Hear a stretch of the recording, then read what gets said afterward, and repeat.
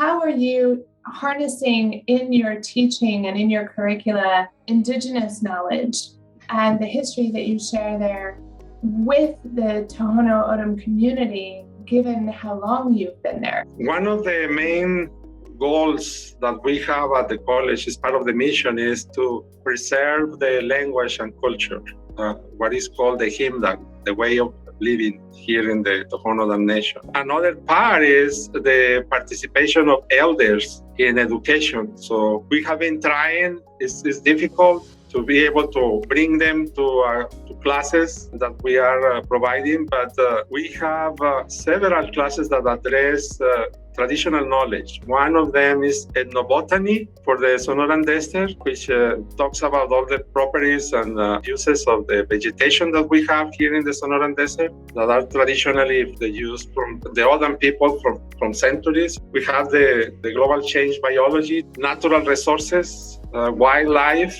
and we trying to include, because in the tradition that the Tohono O'odham have is the storytelling for the rabbits and the coyote and all of that. So it's something that we wanted to keep going, the storytelling, but also the knowledge of the environment.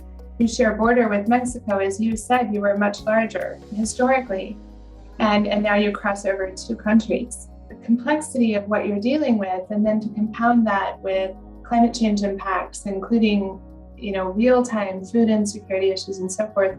How does that translate into the classroom? I've seen that the young people who are coming to take classes here, they are rediscovering the desert when they take classes where we talk about biology, climate change biology, wildlife. I remember being in a presentation, a final presentation of the wildlife class, and the student from here was using the lens to see the birds and the animals under the saguaro or mesquite. And then he said, I'm from here, and this is the first time that I realized that we have all of that here. So it's a rediscovery for them, or re-education.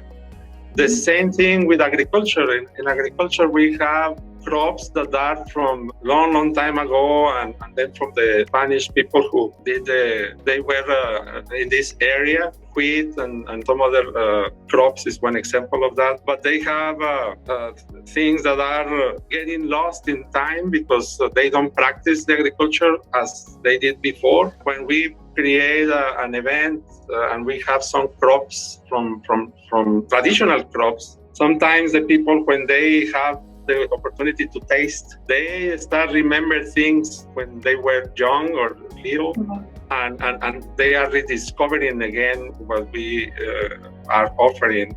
So we have a small seed bank, and we are trying to keep the heirloom seeds just for that reason. The point that you just made really demonstrates the reach of sustainability, including cultural sustainability, mm-hmm. and all that we have to save, all that is at risk. Given what you know, and I ask this of a lot of scientists, particularly who really understand the impacts of climate change and the pace of climate change, what keeps you going? I've always been interested in science since I was young. Being in education is what motivates me to continue doing things related with sustainability, because the impact that I'm seeing in keeping the culture, increasing the knowledge, to make the public aware about the things that are happening, and also the connection with the people. I think that's the most important part. When we say we wanted to do a practice of recycling to create compost. So they say this is part of the tradition to reuse the things that we have available.